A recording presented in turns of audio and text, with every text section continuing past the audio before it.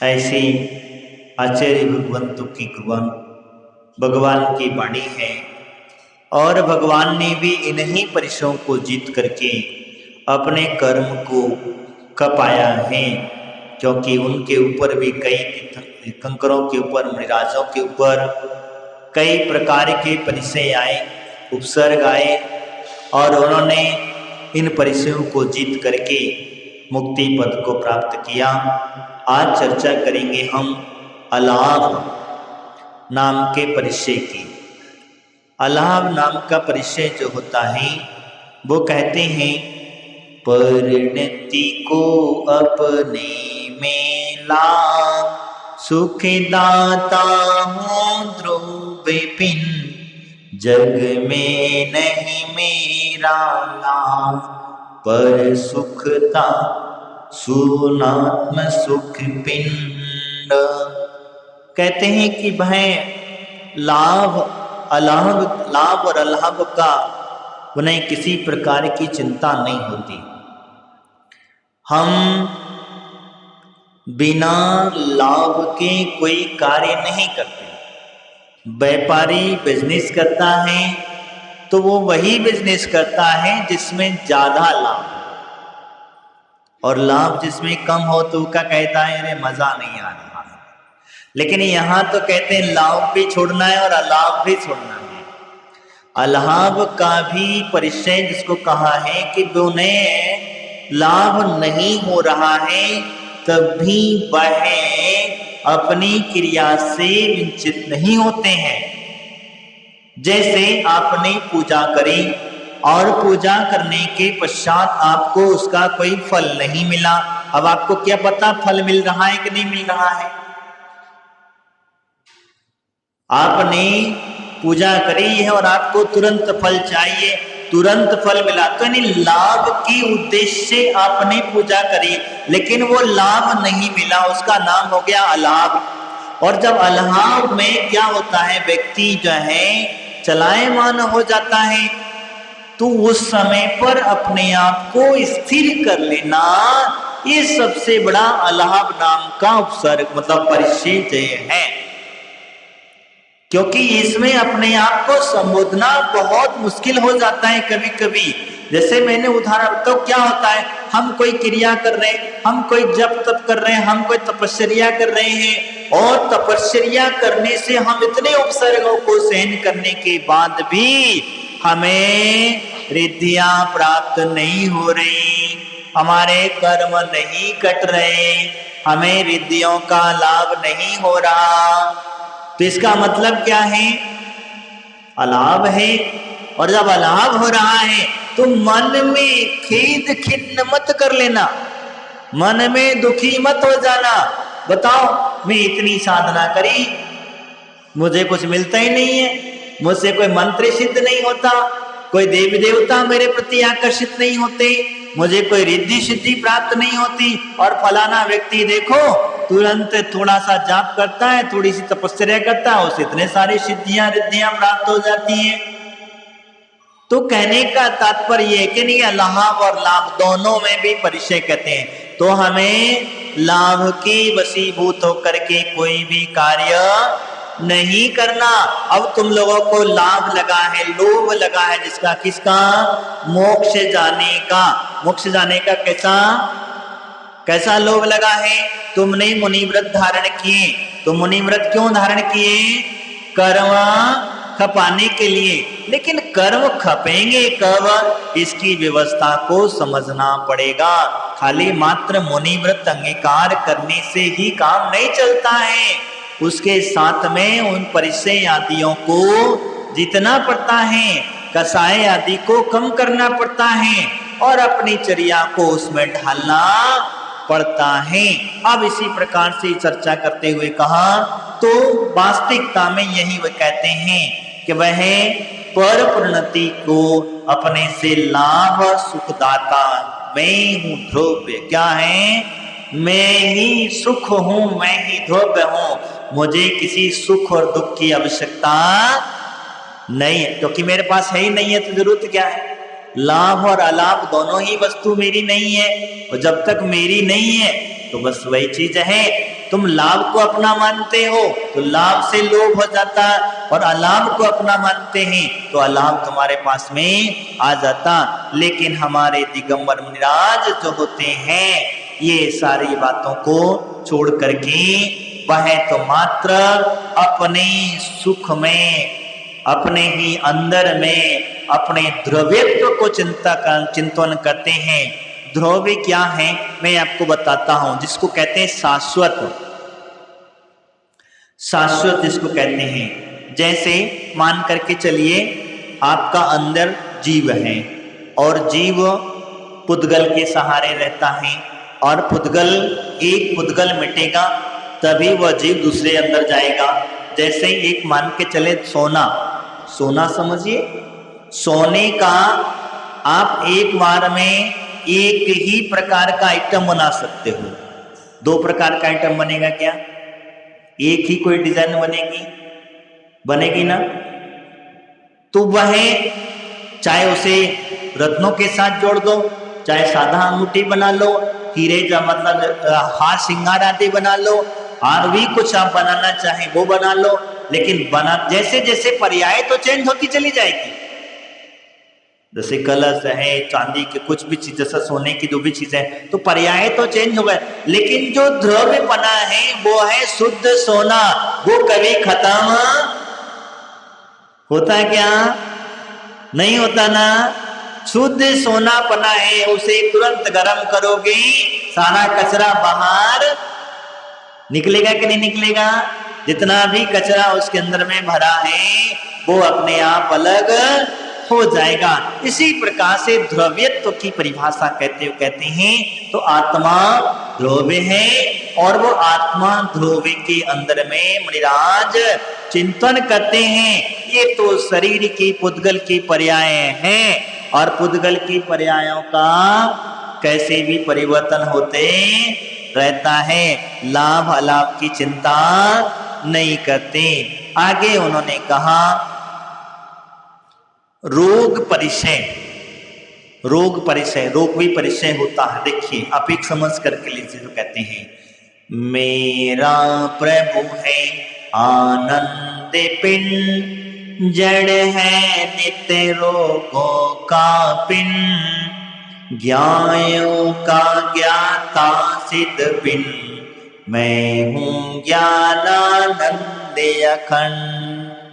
कहते हैं जब रोगों की बात चलती है तो रोगों का परिचय निराश हमारे कैसे जीतते हैं। आपको शायद पता होगा सनत कुमार चक्रवर्ती हुआ, वह जंगल में अपनी साधना कर रहे थे, और साधना में रत रहते रहते अशाता वेदनी कर्म का उदय आया, और असाता वेदनी कर्म का जब उदय आया तो उनको रोगों ने घेर लिया, और रोग ऐसा नहीं असाध्य रोग हो गया। क्या हुआ? असाध्य रोग हो गया। तो एक देवता स्वर्ग में चर्चा चल रही थी कि देखो ये सनत कुमार जब घर में था तब इतना सुंदर था, इतना सम्यक दृष्टि था कि वास्तविकता में इसके शरीर की सुंदरता की चर्चा स्वर्गों में भी देवताओं भी फैलते, और आज मुनि बन गए हैं तो इनके शरीर पर इतना खतरनाक रोग हो गया है, तब भी देखो अपने शरीर के प्रति उनका भान नहीं है। बड़ा सुंदर था। तो एक देव को जिज्ञासा होगी ऐसे कैसे हो सकता है, क्योंकि कभी कभी कुछ घटनाएं घट जाती हैं। तो सनत कुमार चक्रवर्ती के पास में जंगल में एक वैद्य का भेष बना करके पहुंच गया। किसका? वैद्य का भेष बना करके पहुंच गया, और वह जोर जोर से चिल्लाने लगा, मेरी औषधि से जो कोई भी श्रवण करता है उसे तुरंत आराम मिल जाता है, कैसे असाध्य रोग क्यों ना हो मैं उसकी दवा देता हूँ। घूमते घूमते सरकते कहते हैं कि वो चक्रवर्ती के नजदीक जब मुनिराज अवस्था में एक शिला पर बैठे हुए थे, ध्यान वहां उनके नजदीक पहुंच गया। पहुंच जाने के बाद में जैसा उसका पहुंचना और मुनिराज का ध्यान टूटना, दोनों संयोग कहिए, तब उसने मुनिराज को नमोस्तु किया और नमोस्तु करने के पश्चात वो देवता ने वैद्य के रूप में जो बना करके आया था, तो कहते हैं भगवान आपके रोगों की दवा मेरे पास में है, अगर आप चाहो, आप कहो तो मैं आपको वह दवा दे दूं। क्या कहा? मैं आपको दवा दे दूं, मेरे पास असाध्य से असाध्य रोगों की दवा, और थोड़ी सी दवा में ही काम हो जाएगा। लेकिन सनत कुमार चक्रवर्ती वहां मुनि अवस्था में बैठे थे, वो तो कहते भैया सच कहते हो, तुम्हारे पास ऐसी दवा है, असाध्य से असाध्य रोग छूट जाएंगे? बोले हाँ बिल्कुल छूट जाएंगे। तब उन्होंने कहा मुझे जन्म जरा मृत्यु का रोग लगा हुआ है, इसकी दवा हो तो दे दो। क्या हुआ? ये शरीर का रोग की दवा नहीं चाहिए, मुझे तो वो चाहिए कि मेरी आत्मा जन्म मरण के दुख से छुटकारा प्राप्त हो। वह दवा तुम्हारे पास हो तो दे दो, मेरे रोग सारे मिट जाएंगे। वो देव गुरु के चरणों में नतमस्तक हो गया, उनसे कहा भगवान वो दवा मेरे पास नहीं है, वो दवा तो आप ही के पास है। जन्म जरा मृत्यु के नाश करने वाली दवा, वो दवा तो आप ही के पास है और आप ही उसे ग्रहण कर रहे हैं। मैं आपके चरणों में, मैं तो फिर उसने अपना स्वरूप बदल करके मुनिराज से क्षमा याचना की और कहा कि भगवान मैं तो सिर्फ आपकी चर्चा सुनी थी, वह मात्र एक परीक्षा के निमित्त आया था। तो कहने का तात्पर्य मेरा इतना ही है कि रोगों की जब बात करते हैं, रोग नाम का परिचय जब मुनिराजों को घेर लेता है, तो मुनिराज उन रोगों के प्रति अपना ध्यान नहीं देते हैं और असाध्य से असाध्य रोग भी हो जाते हैं, तब भी उनका ध्यान नहीं जाता है। रोगों की बात चली तो हमारे गुरुदेव का बहुत अच्छी संस्मरण हमें याद आए। हमने देखा कि जब गुरुदेव हमारे विपुल सागर जी महाराज असाध्य रोगों से ग्रस्त हो चुके थे, 2015 के अंदर में उदयपुर के अंदर में उन्हें भगवान जाने ऐसी कौन सी बीमारी थी, वो डॉक्टर भी वैद्य भी कुछ पकड़ में नहीं आता और कहते, लेकिन उनके परिणाम कोई चल विचल नहीं, वो तो शांत, इतना शांत।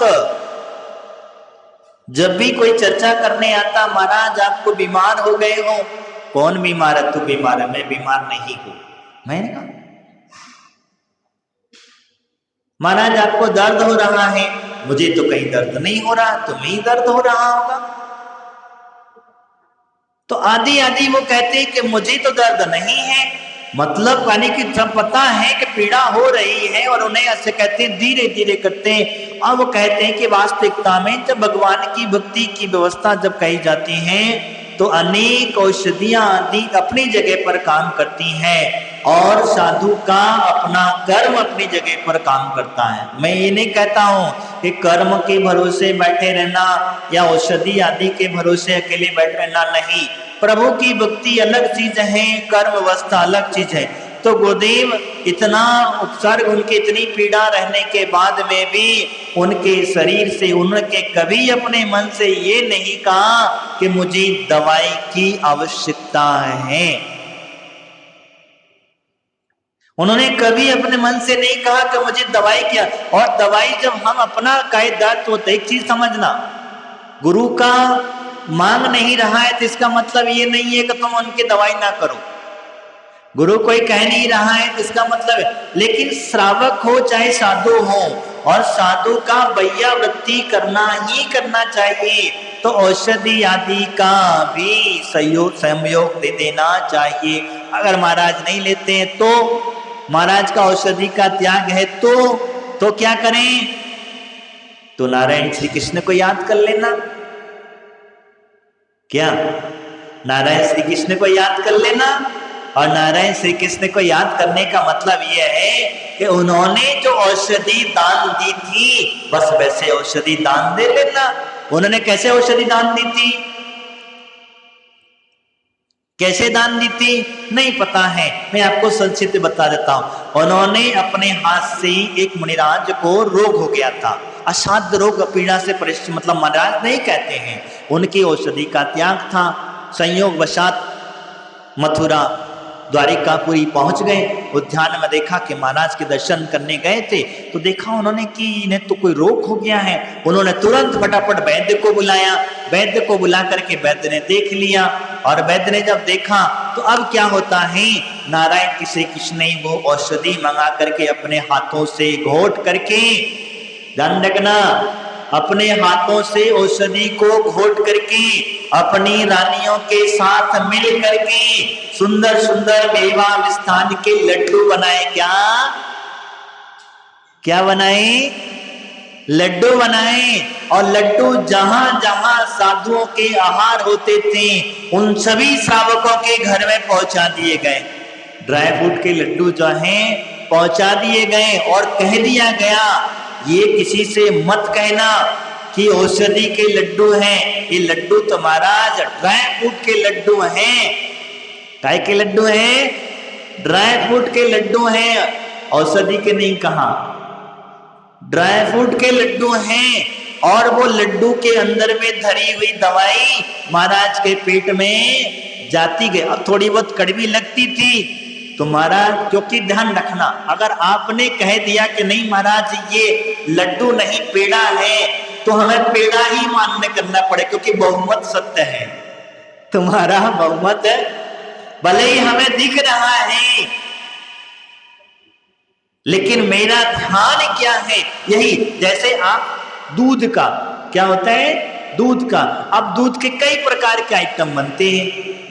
दूध का पेड़ा बना दो, लड्डू बना दो, रबड़ी बना दो, ये बना दो, इतने इतने आइटम बना डालते हो तो है तो दूध है ही ना, क्या अंतर है, कुछ है,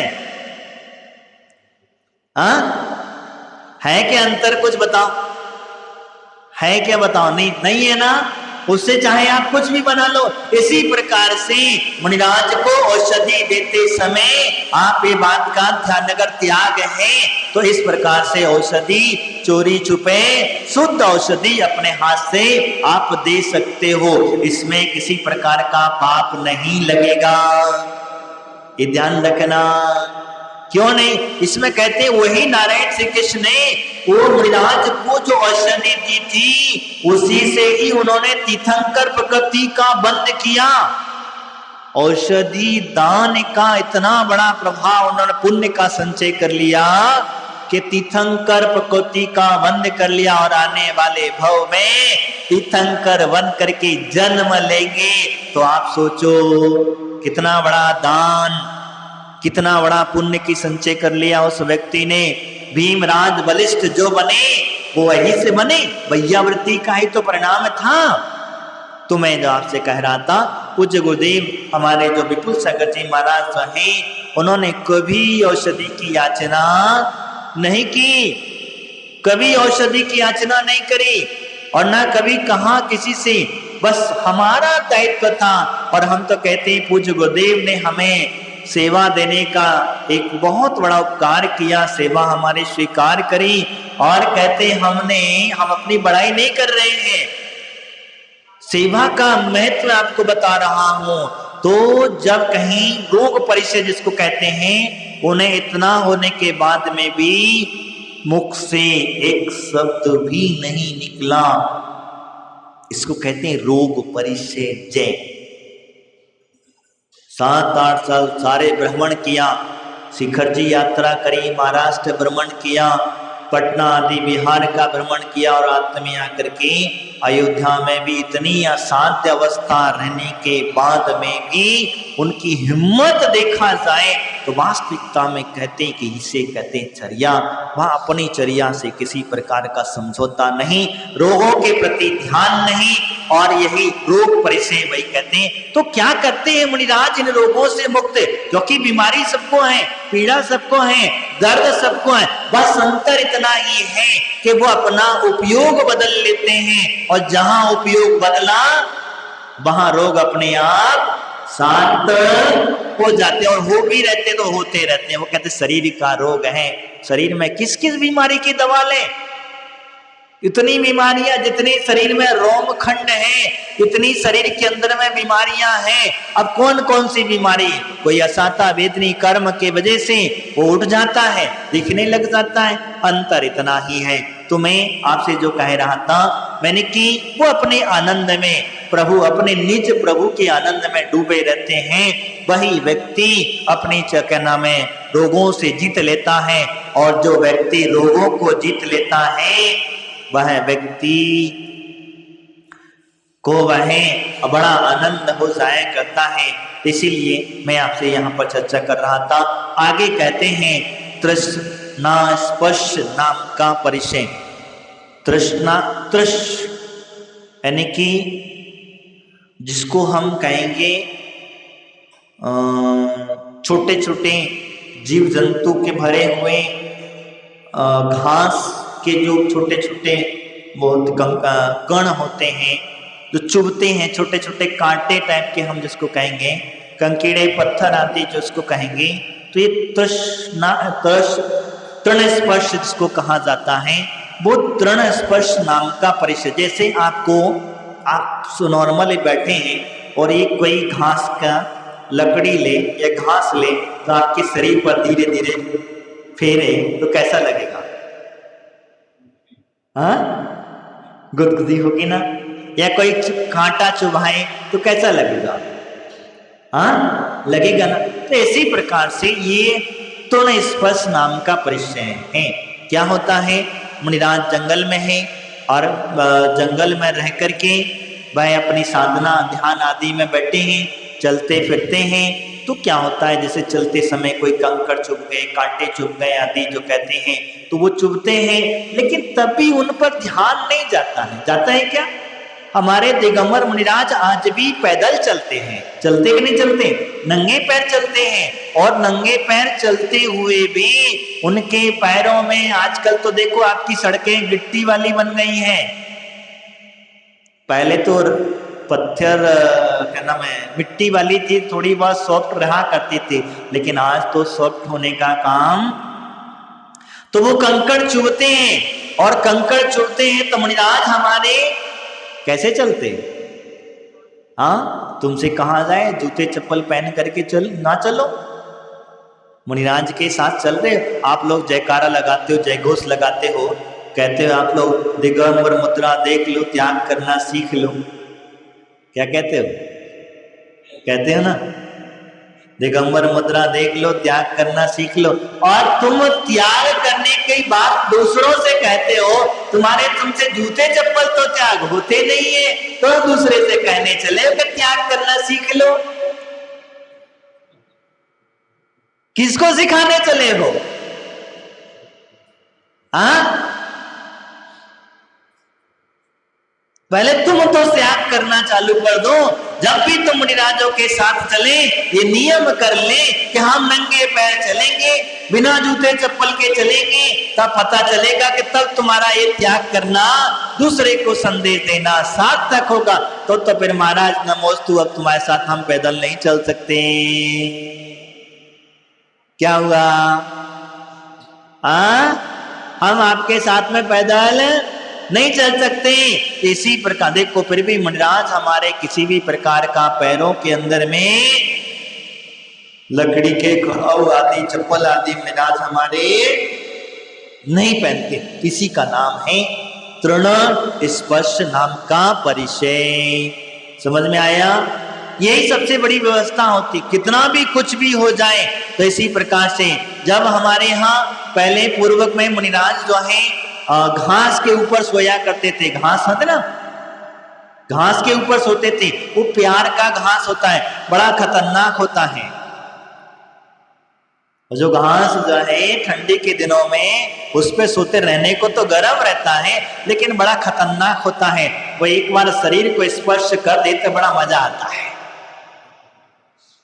तभी लेकिन मुनिराज अपनी ध्यान अवस्था में सोए तो सोए, पढ़े तो पढ़े, उन्हें कोई लेना देना नहीं है।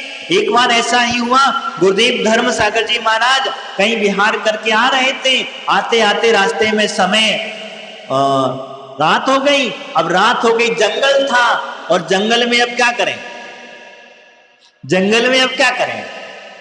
तो कहते हैं जंगल में कुछ नहीं हो सकता, क्या होने वाला है। तो बाकी के सब बैठे बैठे बैठे बैठे विपुल सागर ने देखा आसपास कहीं से छोटे छोटे पत्ते, सूखे पत्ते रहते हैं, वो सूखे पत्ते लाए और बिछा दिए, और महाराज तो उसी पर एक करवट सो गए, अपनी रात्रि पूरी कर लिया। बाकी के जो साधु थे वो तो बेचारे छू छू छू छू। तो कहने का तात्पर्य मेरा यही है कि हमारे दिगंबर मुनिराज सोते हैं, उनका शरीर के प्रति किसी भी प्रकार का भान नहीं होता है। वह तृण स्पर्शी नाम का परिचय जय हुआ करते हैं। आगे मैं चर्चा करूंगा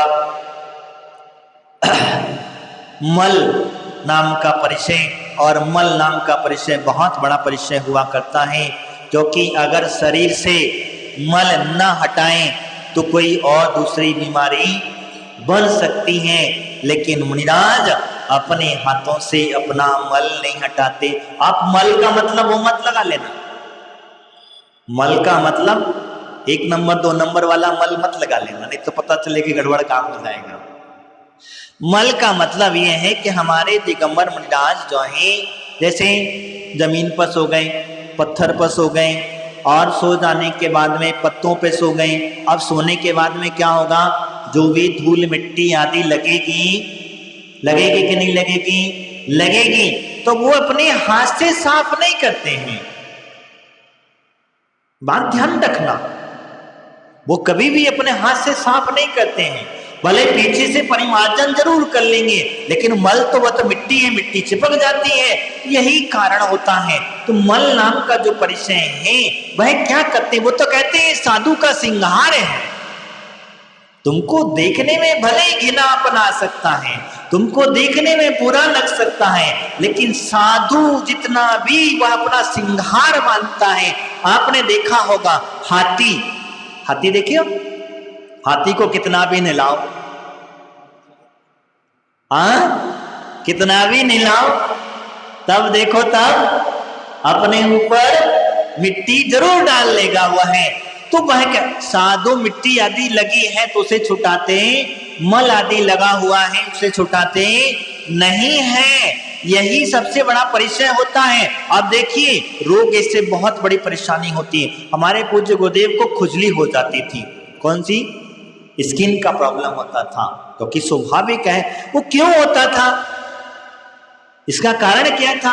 एक डॉक्टर से हम चर्चा करें तो डॉक्टर कहा कि महाराज को 2 टाइम नहलाना पड़ेगा। मतलब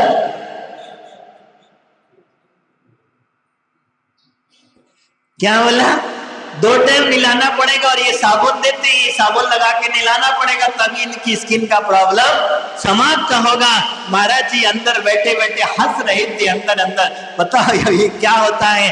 तो भैया हमने उससे कहा, हमारे दिगंबर मुनिराज स्नान के त्यागी होते हैं, वो कभी भी जिंदगी में स्नान नहीं करते हैं। ये मल क्या है, लगा है, लगा रहेगा।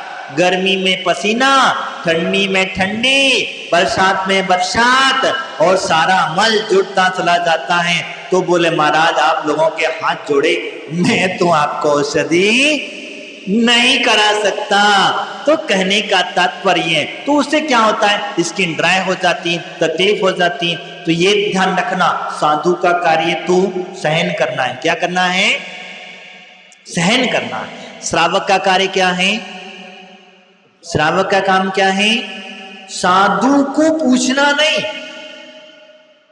साधु को पूछना नहीं, साधु की वैयावृत्ति करना, और वैयावृत्ति ऐसी करना जैसे रोगों को समन्वय करने का, रोगों को शांत आदि करने का, उनके शरीर आदि का ध्यान रख करके। क्यों, क्योंकि उनकी धर्म साधना में वह साधना चलती रहे। इसी प्रकार से वह मल परिचय यानी अपने शरीर का मल नहीं धोते हैं, वो मात्र धोते हैं तो अपने दोनों हाथ, दोनों थोड़े पैर और मुख जो है, बस इससे ज्यादा वह धोने का कार्य नहीं करते। लेकिन एक बात बताओ, इतने सारे लोग बैठे हैं, आप रोज सुबह उठ करके बहुत साबुन रगड़ रगड़ के नहा के आए हो, आए कि नहीं? आए ना? हमने कुछ भी नहीं लगाया। क्या हुआ? तुम्हारी स्किन से हमारी स्किन में चमक क्यों? क्या तुम जितना साबुन लगाते हो, जितने शैम्पू लगाते हो, जितने भी आप जो भी चीजों का उपयोग करते हो, इनसे कितने जीवों की हिंसा होती है? आपने कभी विचार किया? जिन साबुनों की बात मैंने बीच में भी कहा था कि ये जानवर के कुछ तत्व इसके अंदर में प्रयोग किए जाते हैं, कुछ चीजें ऐसी हैं इनमें डाली जाती हैं, जिस तरीके से आप उनको बड़े शौक से लगा करके और फिर कहते हो हम शुद्ध हैं, भगवान का अभिषेक करने चले आते उठ करके। समझ में आया? फिर कहते हो तुम शुद्ध हो। कौन से शुद्ध हो? पहले तो तुम अशुद्ध वस्तु लगा के आ गए हो। जितनी भी क्रीम पाउडर आप जो लगाते हो, इनमें क्या है? पढ़ लेना, मेरी जरूरत नहीं है, नेट पे बहुत सारा मिल जाएगा। तो मेरा कहने का तात्पर्य वो नहीं है, मैं जो कह रहा हूं, तो मुनिराज हमारे जो है इन सब की जरूरत इन्हें नहीं पड़ती है और मल नहीं धोते हैं। ये वास्तविकता में कहते हैं वो क्या ध्यान करते हैं। तो एक मैं अंत में अपनी बात को यह विराम दूंगा। वो कहते हैं मैं निर्मल हूँ अनादि अनंत, मल पर लगता है ये मल, अनंत रस बहता निर्मल, मैं तो निर्मल अति निर्मल। वो अपने अंदर की निर्मलता को देखते हैं, बाह्य निर्मलता को नहीं देखते। बाहर से कितना भी स्वच्छ कर लेना, सुंदर बना लेना, लेकिन अंदर की निर्मलता जब तक नहीं आएगी तब तक बाहर रूपी मल हटने वाला नहीं है। और अंदर रूपी मल के हटाने का पुरुषार्थ करना, यही शास्त्रीयता निर्मलता है। तो यही मैं आप लोगों से कह रहा था, ये अपने जीवन में अपनी निर्मलता को प्राप्त हो। इन्हीं भावनाओं के साथ बोले आचार्य गुरुदेव श्री विपुल चक्रजी महाराज की, द्वादशांग जिनवाणी माता की।